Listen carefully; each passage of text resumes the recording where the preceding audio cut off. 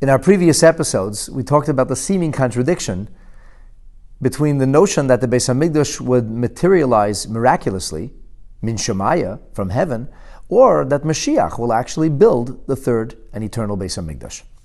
A final resolution to all of this, the Rebbe suggests, is based on the notion that both are true.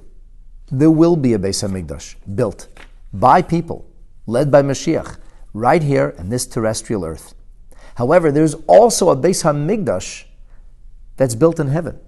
And the heavenly Beit HaMikdash will become enclosed or embodied into the physical or actual Beit HaMikdash. Maybe it's like having a device such as the one we're using to record now. Everything is there, but until you turn the switch on, it's not really working.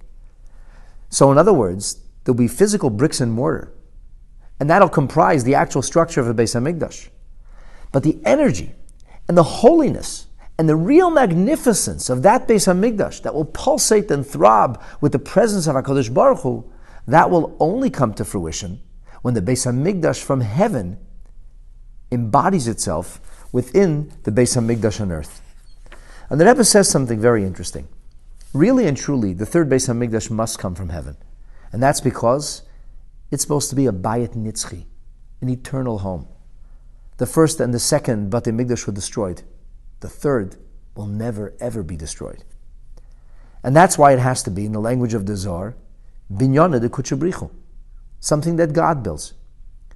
Conversely, however, there is tremendous value in having what the Zohar calls Binyana de Barnash, a building that's made by people.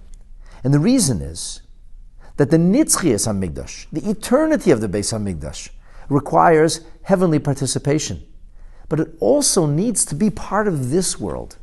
And if a heavenly Beit HaMikdash descends into this world, it's never really a part of our reality. But the Dira B'Tachtonim, the dwelling place that God wants, necessitates a Beit HaMikdash which embodies and represents and actualizes not only a heavenly energy, but actual earthly participation as well. In closing, what we essentially come out with is the notion that the Beit HaMikdash Hashlishi, the third Beit HaMikdash, will be perfect in every way, representing the essence of our achievement during the Golus days. It won't be, to quote the Yerushalmi, Nama de Chisufa, bread of shame. Instead, it'll be something that we feel we earned, something that we'll all feel good about as we celebrate with Mashiach in the third Beit HaMikdash B'mheira U'B'yameinu Amen.